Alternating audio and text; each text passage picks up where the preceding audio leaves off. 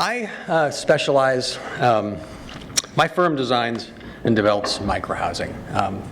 Our projects create plentiful, inexpensive homes that give people of modest means access to Seattle's core neighborhoods. Our projects have about 1/3 of the carbon footprint of conventional housing, and they help people connect to form friendships and community and happier lives. The term of art for what I do is called congregate housing. It's the smallest and most affordable form of microhousing. With over 4,000 units built over the past decade, Seattle was the international leader in this form of market rate affordable housing. I use the past tense because in 2014 Seattle passed legislation that more or less banned what it is that I do. I've spent the last 5 years trying to convince Seattle's political leadership why that was a mistake, and tonight I'm going to do something a little bit more productive with my time, and I'm going to try to convince you.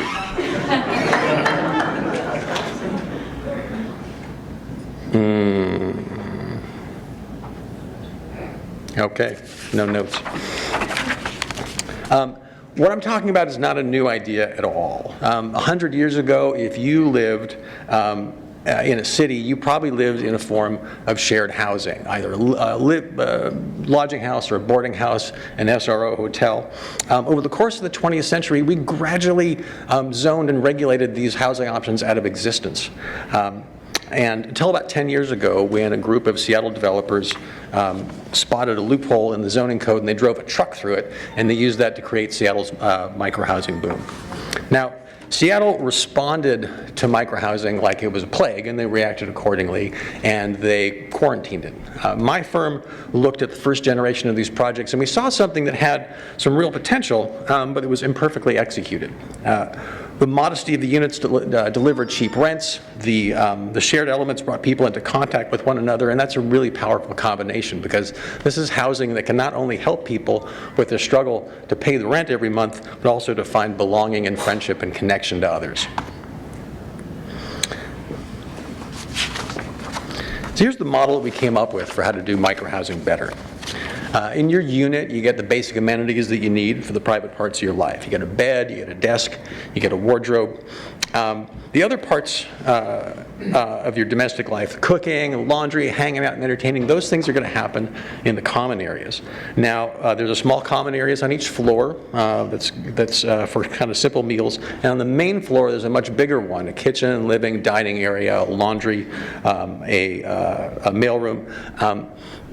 There's a path to the building entry, and the pathway into the building and the pathway to all of the chore areas and all the living areas, all those paths intertwine, and that creates the opportunities for chance interaction, and this is where you're going to meet your neighbors. We designed a couple of projects using this model, and then in 2015 we bought a small site in Rainier Valley. It was one of the few slivers of land that was left that in the city where congregate housing was still both legal and economically feasible. Block was already home to an artist housing nonprofit right near a bunch of arts institutions, and so we had the idea to basically adapt our model to become artist live-work microhousing. Now, some early outreach revealed that arts institutions were really interested in what we were doing, but artists themselves were deeply, deeply suspicious, both of our motivations, and they didn't know what we were up to, but they knew it was some kind of a nefarious art washing scheme, and they wanted nothing to do with us. Now, aside from administering us a dose of humility, we got two really important insights from our research. The first is that what interested artists much more than working together was living together. We had started with a design that was focused on a big common workroom. We kind of tossed all that aside, and instead we focused on making all the units into double height lofts. We lifted up the bed space, freed up the main level for a work area, and we made an all-in-one live-work loft in about 220 square feet of space. The second big challenge is we needed to convince artists that this project really was for them, and not just some kind of an art washing scheme. And so what we did is we set out to recruit an arts nonprofit to become an anchor for the project. We were looking for someone that could provide a service or a cultural activity that would be meaningful to artists, but also be a really convincing arts identity for the project that people would look at it and believe that the project was about the arts. This was a project, we were desperate to hit a home run on this one. We wanted this to be a design showcase for our firm. We were hoping to be the first passive house apartment in Seattle. We're the developers of our own project, and if we can't get it done during this, like, when can we get it done? And the answer to that question is that we were going to get some of this stuff done on some other project, because we were in the middle of a multi-year double-digit run-up in construction costs that stressed the project to the limit and really forced us to make some really difficult decisions. Now, when you think you can have everything, you don't really know what's important to you. But when you're forced to edit your ambitions to just a few essentials, you discover what it is that you're going to hold on to. We held on to the flooring design, which was made from an image of cedar fronds that we had gathered and photographed ourselves. We held on to the raw plywood cabinets that was made by a local cabinet maker. We held on to the vibrant colors and a sense of experimentation and of whimsy. As the project got distilled down to its essentials, we came to see our design as a form of communication from us to our residents. And the one message we were hoping that it would convey was that the people that made the Roost really cared about the people that were going to live there. In August of 2018, we opened our doors, and we had until the end of the year to get leased up and stabilized and start paying the bank back. August and September, great leasing months. October starts to slow down. Beyond that, it gets very difficult to lease up your units. So a wise leasing strategy would involve an advertising blitz using the good months that we had. But we had a goal to put together a community of artists, not simply to fill up the building. And so we had to make a calculated risk that we would spend those 2 best months we would not do any general advertising during that time. Instead, what we did is we launched a guerrilla campaign. We put up postcards and flyers in art schools and art supply stores. We put them on telephone poles outside key gathering spaces. We contacted over 100 arts nonprofits and galleries and used their Facebook pages and their email newsletters and their bulletin boards. And people ripped down our flyers, and they flamed us on Facebook, and they gave us the stink eye on the sidewalk. It was a wonderful experience. Now, sidewalk bullies and Facebook trolls, they make a really big impression, but they are not, as it turns out, a representative sample. By the end of August, people were starting to find our project and sign up, and by the end of September, we were about 2/3 full. In December, we leased up our last unit with about a month to spare. Now, in the end, we achieved a lot of what we set out to do. Over 70% of the artists, 70% of the residents at the Roost are artists. The Roost became the home of Amplifier, a media lab and social justice superpower. One of our residents does a monthly art salon with the arts nonprofit next door, and Amplifier puts on a weekly community yoga session.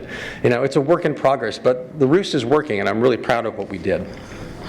When one of our residents moved in, she sent me this email.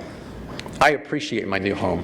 I feel free and lucky. I am extremely grateful. No more living in slum houses with bed bugs and rats. A couple months ago, she moved out to California to start graduate school, and she sent me this.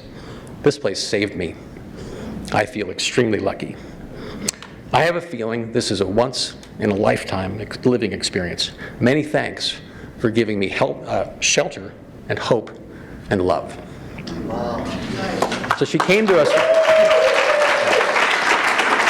She came to us to find clean, safe, affordable housing, but the memory she's taking away isn't of that. It's about the friendships and the community that she found.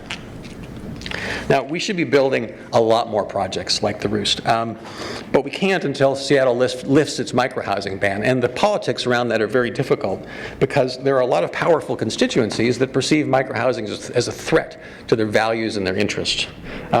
If you're already here and you're already comfortable, the level of density that microhousing represents means you might lose some of your creature comforts, your peace and quiet, your privacy, your views, maybe even your easy access to street parking. If you're a social justice advocate, microhousing feels like you're acceding to the status quo. You're helping people with the resources we have instead of focusing on growing the safety net. If you're a housing nonprofit, microhousing violates a core value that affordable housing should be just like middle-class housing and never be lesser than. Now, it's not impossible for people to support things that serve a greater social good but not necessarily their own parochial interests, but before you can do that, you at least have to acknowledge the conflict and decide consciously to rise above it. And we should rise above it and lift the ban on microhousing because it allows people to live in places that they'd otherwise be priced out of, and it helps people find community, and it's green and it's sustainable, and because in the midst of a housing crisis, denying affordable housing options to poor people is wrong. And we know that. And they've heard all that from me.